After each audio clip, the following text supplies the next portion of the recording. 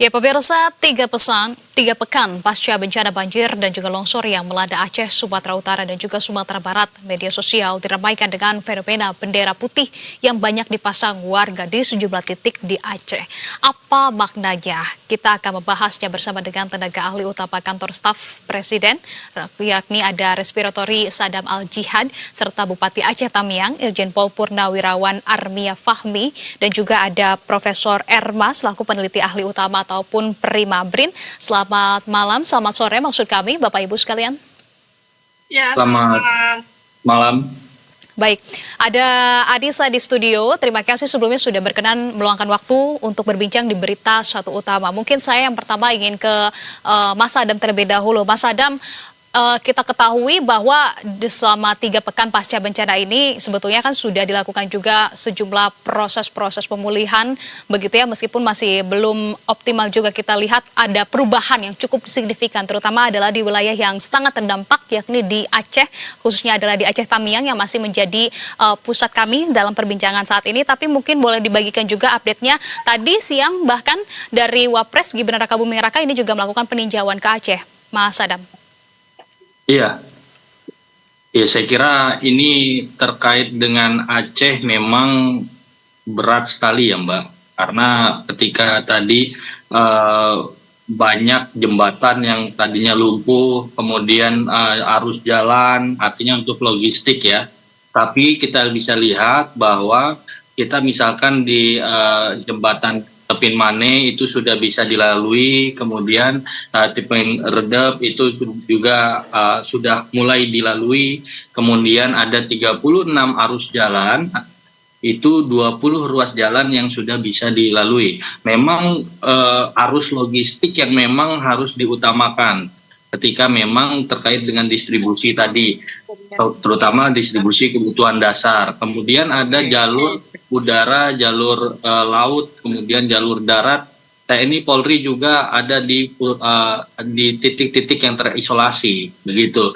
Nah, kehadiran dari Pak Wapres itu saya kira menjadi hal yang penting bahwa negara hadir untuk melihat di tempat-tempat yang terlokalisir, terutama ketika Pak Presiden juga hadir, itu menandakan bahwa ini harus dilakukan percepatan pemulihan terkait dengan rekonstruksi dan rehabilitasi. Sehingga makanya Pak Presiden dengan instruksinya jelas bahwa untuk ke depan itu akan ada badan atau satgas percepatan pemulihan, rehabilitasi dan rekonstruksi dengan anggaran sebesar 51,82 triliun yang kemudian diajukan oleh BNPB.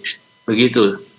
Ya, oke baik. Saya juga ingin bertanya ke Prof. Erma begitu ya. Prof. Erma, sebetulnya dari pemantauan BRIN sejauh ini setelah 3 pekan pasca bencana, sudah sejauh mana dari BRIN sendiri melihat progres begitu ya penanganan pasca bencana sampai dengan saat ini. Tapi Prof. Erma, sebelum Anda menjawabnya, kita akan mengupdate terlebih dahulu kondisi real terkini di lapangan di Aceh Tamiang. Sudah ada jurnalis Berita Satu di sana, Riki Harahap, dan juga juru kamera Hilman Praitno. Kita akan mengetahui kabarnya seperti apa saat ini. Riki, selamat petang.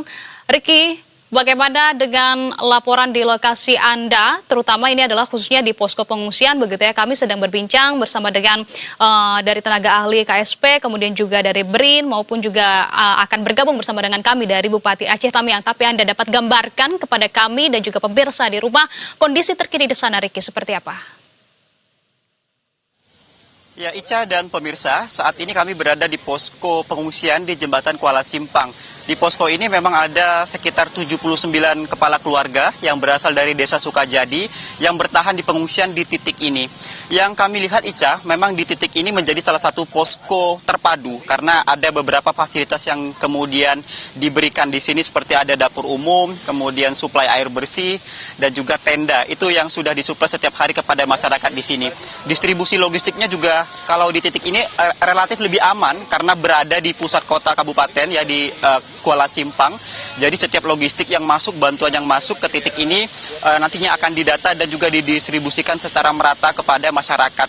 Itu di titik ini. Tetapi baru saja hari ini, siang hari ini kami tadi mendapatkan keluhan dari warga di sini bahwa mereka kesulitan air bersih selama 3 hari terakhir karena suplainya tidak begitu maksimal, kekurangan suplai menuju ke titik ini. Jadi masalahnya seputar air bersih, kemudian juga keluhan lainnya ya adalah soal kesehatan karena masyarakat di sini mengeluhkan kesehatan karena ada beberapa terutama anak kecil yang mulai menderita ISPA, mengalami demam, batuk, pilek akibat terpapar oleh debu dari lumpur yang mengendap, yang mengering dan terbawa oleh debu. Jadi kalau bisa kami gambarkan kondisi di titik ini memang relatif aman meskipun masih ada kekurangan-kekurangan yang perlu diperbaiki. Tetapi ini tidak menjamin di titik-titik lainnya, Ica, karena kami sudah hampir 10 hari di Aceh Tamiang, kami melihat bagaimana masyarakat yang mengungsi, banyak mereka mengeluhkan memang distribusi logistik ini tidak merata pemberiannya. Bahkan banyak masyarakat warga Aceh Tamiang ini yang rela untuk meminta bantuan tambahan di jalan-jalan utama karena menurut mereka itu lebih banyak bantuannya, lebih beragam. Karena kalau bantuan yang diberikan di posko ini hanya terbatas, hanya sekali dalam sehari, itu pun berupa beras, telur, mie instan, dan lain-lain. Jadi menurut mereka bantuan yang diberikan di jalan ini dari relawan langsung, ini lebih variatif dan jumlahnya lebih banyak. Jadi itu pemandangan yang biasa kami lihat selama berada di sini, banyak warga yang meminta bantuan tambahan di jalan, Ica. Terus juga soal perbaikan infrastruktur yang ada di Aceh Tamiang. Kami lihat memang sudah ada beberapa upaya yang dilakukan seperti pembersihan puing-puing, alat berat sudah diturunkan. Tetapi ini jumlahnya tidak begitu banyak dan tidak begitu masif. Pembersihan puing-puing ini hanya dilakukan di jalan lintas, begitu di jalan nasional. Karena memang harapannya nanti bisa memperbaiki alur distribusi sehingga tidak terhambat distribusinya. Tetapi kalau di titik-titik yang di pelosok, di desa-desa terpencil seperti di Lubuk Sidup misalnya, di sana belum sampai alat berat ke sana. Bahkan jangankan alat berat, listrik dan juga jaringan telekomunikasi, jaringan sinyal begitu belum sampai ke titik-titik tertentu yang ada di Aceh Tamiang, Ica. Jadi kesimpulan yang bisa kami lihat di lapangan berdasarkan keterangan dari warga, memang untuk di posko ini sudah mulai relatif aman, tetapi di posko-posko yang berada agak jauh dari kabupaten masih banyak kekurangan yang perlu diperbaiki, Ica.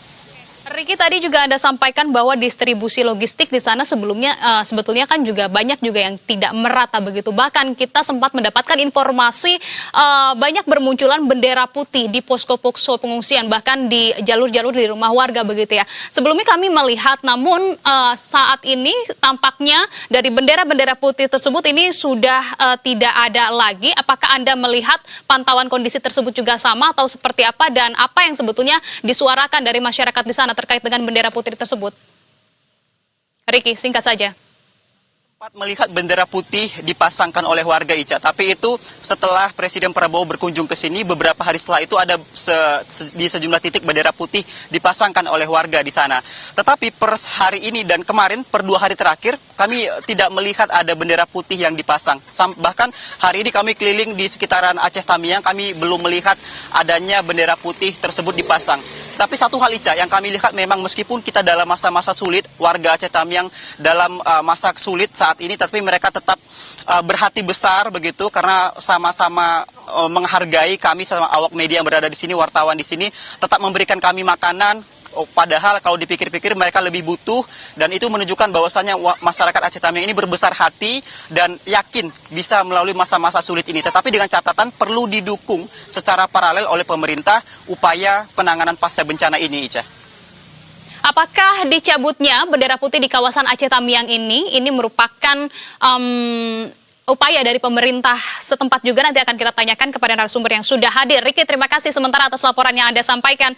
Kalau begitu saya sebelum ke Pak Bupati, seperti pertanyaan tadi, saya ingin ke Ibu Prof. Erma terlebih dahulu. Prof. Erma, tadi saya sudah tanyakan juga terkait dengan progres dari penanganan sejauh ini yang dipantau oleh BRIN, apakah sudah cukup signifikan atau seperti apa, Prof. Erma?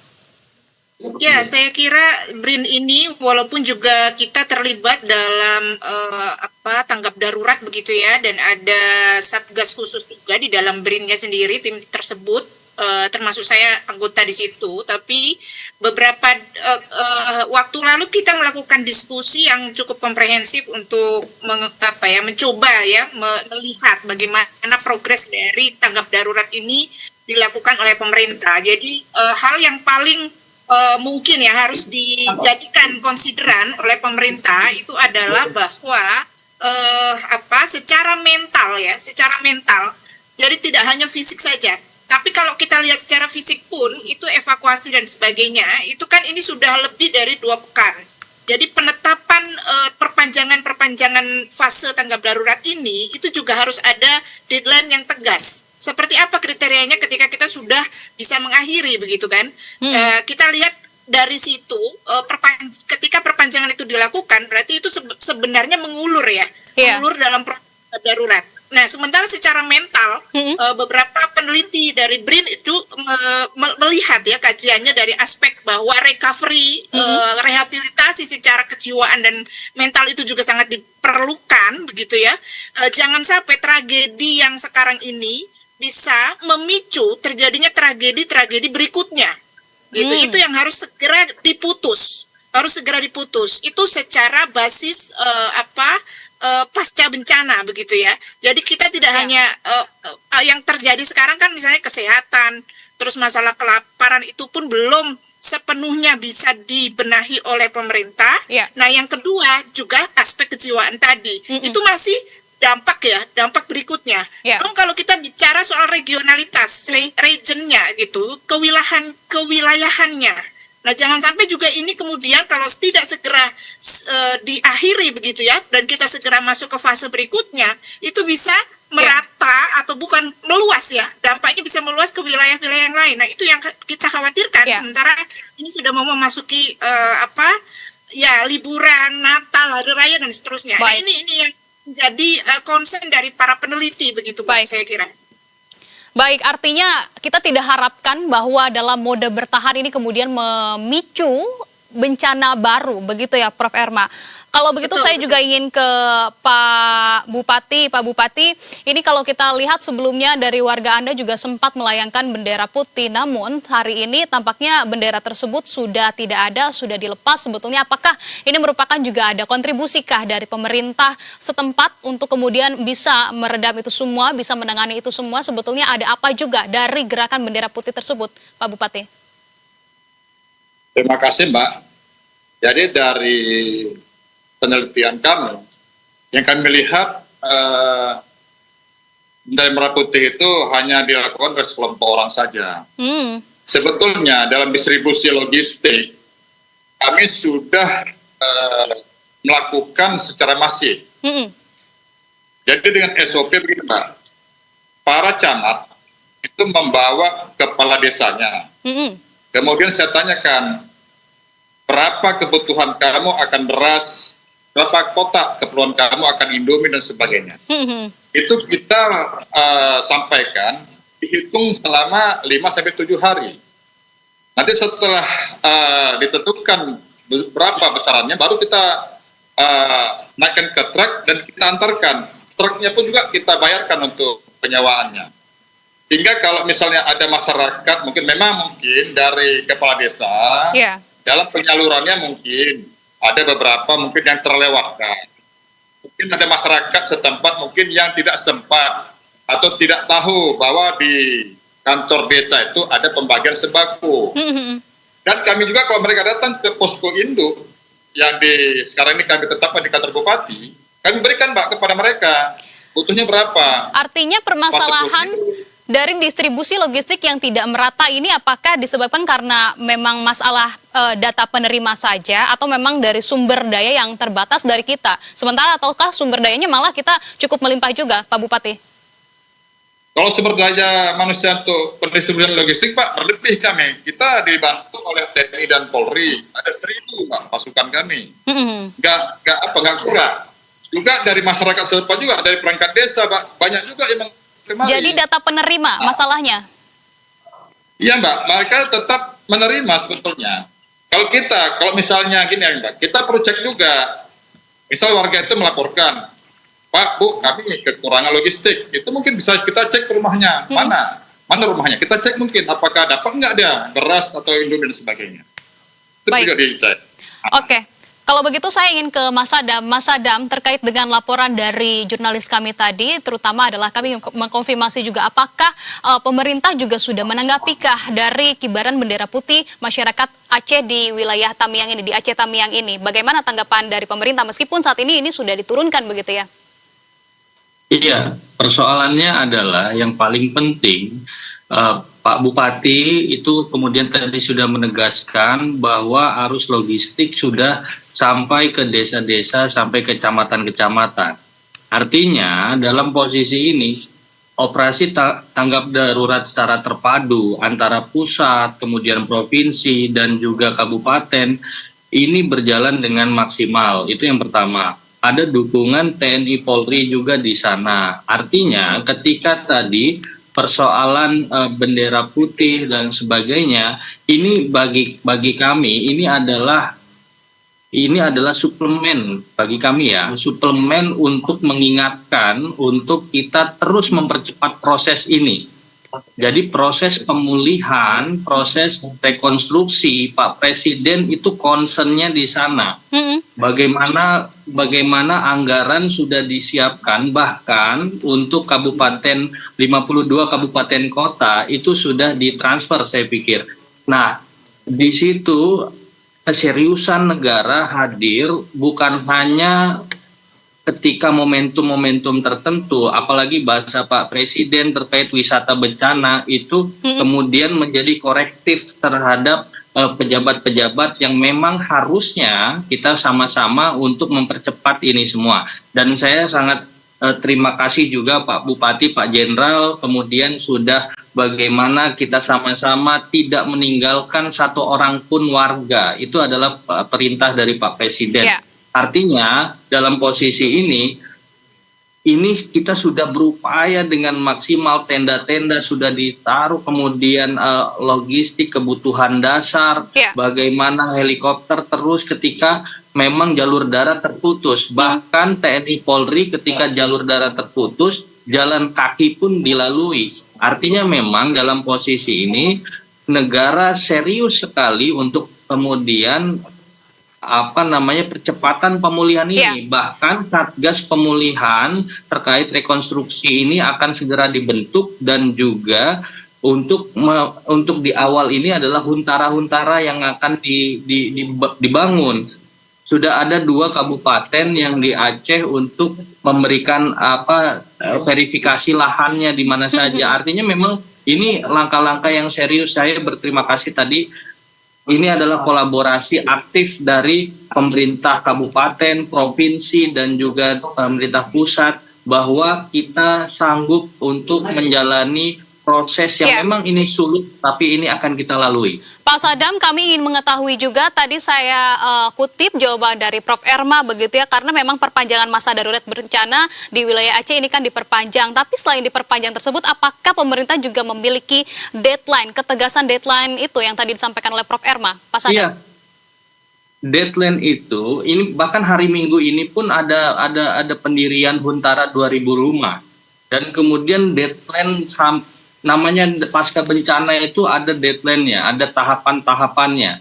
Ada 1 bulan pertama seperti apa, kemudian ada BLT, ada kemudian KUR dihapus 7,8 triliun.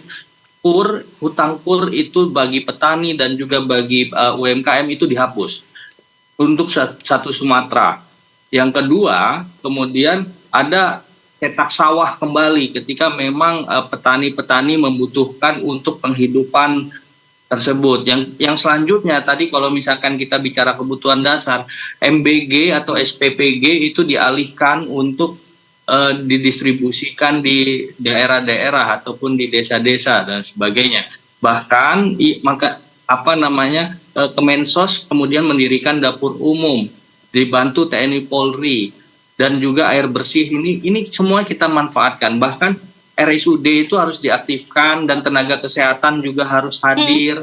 Ada 600 tenaga kesehatan yang lagi dari Koas, kemudian dari TNI Polri dan sebagainya. Artinya memang saya bilang ini semua sumber daya itu sudah kemudian terus sampai pulih Aceh, pulih Sumatera Utara, pulih Sumatera Barat. Baik.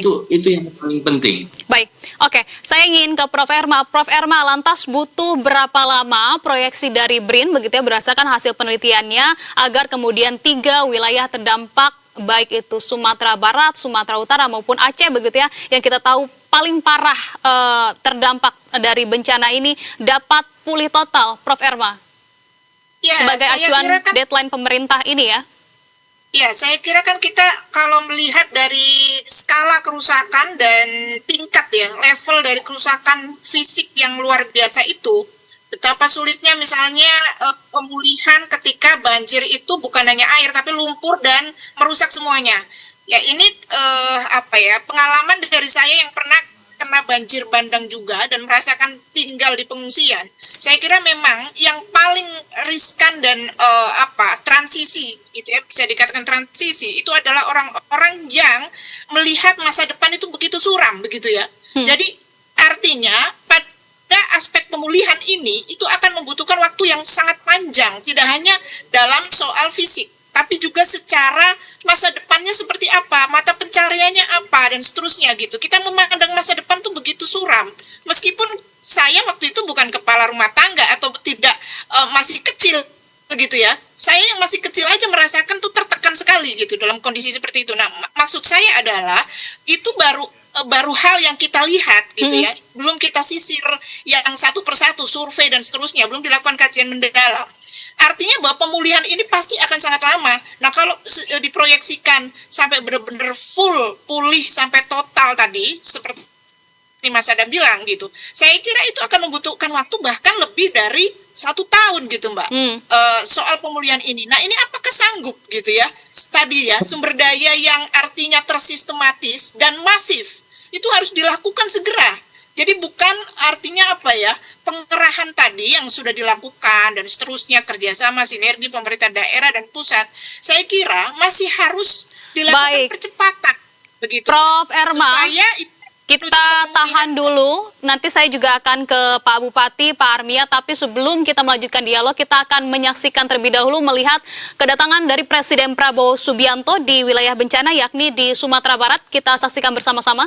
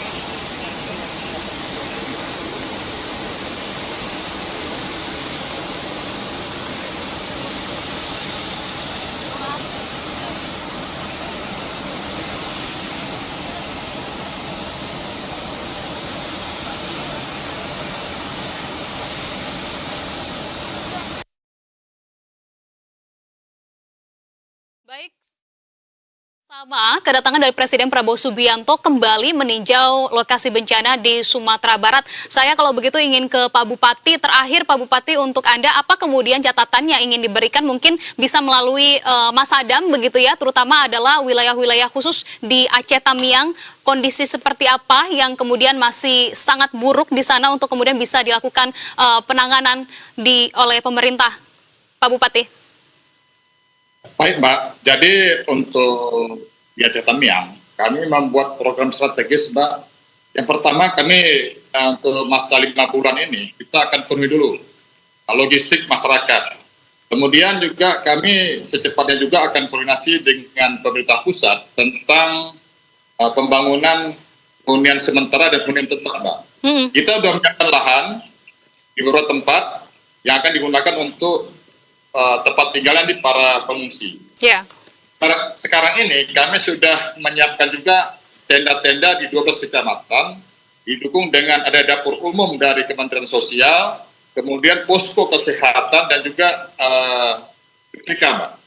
Kemudian juga kami akan melakukan pola distribusi logistik yang sama dengan cara tetap koordinasi antara Camat dan kepala desa dengan menghitung berapa jumlah kebutuhannya dan kita hitung nanti dengan memperpanjang, Mbak, selama lebih kurang mungkin 5 bulan sampai 7 bulan, Mbak. Karena ini penting, karena apalagi kita menyambut nantinya, apalagi menyambut bulan suci Ramadan. Ini kita harus antisipasi. Karena yang terus terang, Mbak, ya, masyarakat kami sangat terpukul dengan peristiwa ini. Di samping itu mungkin seperti petani pasti akan tidak mempunyai hasil panen yang memadai. Ya. Juga pedagang-pedagang, Mbak, pedagang-pedagang seperti UMKM. Maka ada keringanan dari pemerintah untuk menggigit ekonomi ini sangat membutuhkan. Demikian segera. Oke, baik. Kalau begitu langsung saja bisa ditanggapi oleh Mas Adam dan juga melengkapi dari kunjungan Presiden Prabowo Subianto ataupun peninjauannya di Sumatera Barat kali ini, Mas Adam. Iya, tadi terima kasih Pak Bupati, apa yang tadi disampaikan akan kita teruskan, dan juga jelas Pak Presiden juga sudah menginstruksikan terkait juga bagaimana ada BLT, kemudian ada penghapusan KUR terkait dengan petani, UMKM, tadi itu sudah di dalam proses yang memang harus dipercepat. Nah, yang selanjutnya terkait dengan hal-hal yang memang kebutuhan dari kabupaten itu juga sudah dibantu oleh pemerintah pusat. Nah, ini kita sama-sama bagaimana kita membangun koordinasi secara terpadu antara pusat dan daerah, itu yang paling penting.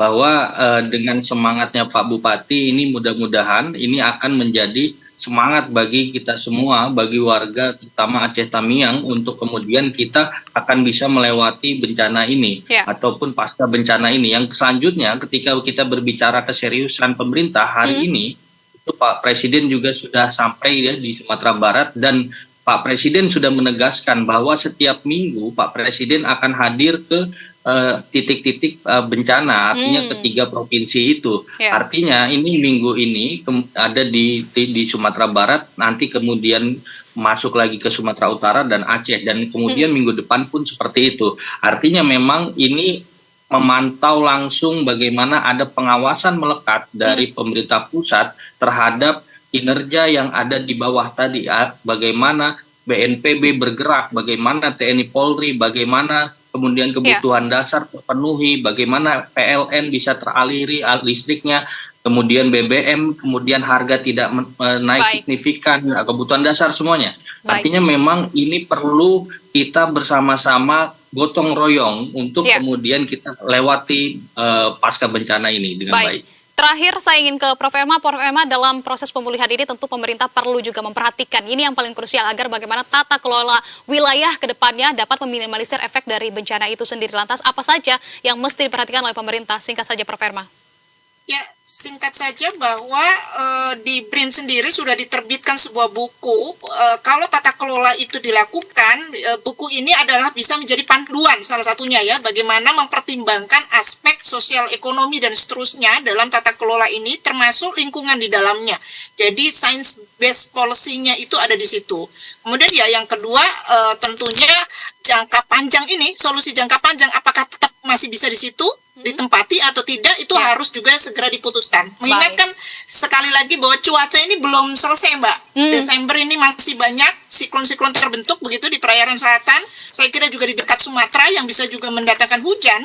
Sehingga tadi saya katakan bahwa rekonstruksi harus segera mungkin ada percepatan di aspek itu. Saya kira itu, Mbak. Oke, baik. Kalau begitu terima kasih banyak atas update-nya Pak Jenderal, Pak Bupati, dan juga Mas Sadam maupun juga Prof. Erma atas pandangan yang sudah dibagikan. Kita kawal terus pasca penanganan bencana ini begitu ya, terkait dengan proses pemulihannya juga. Terima kasih banyak. Salam sehat selalu. Selamat kembali beraktivitas.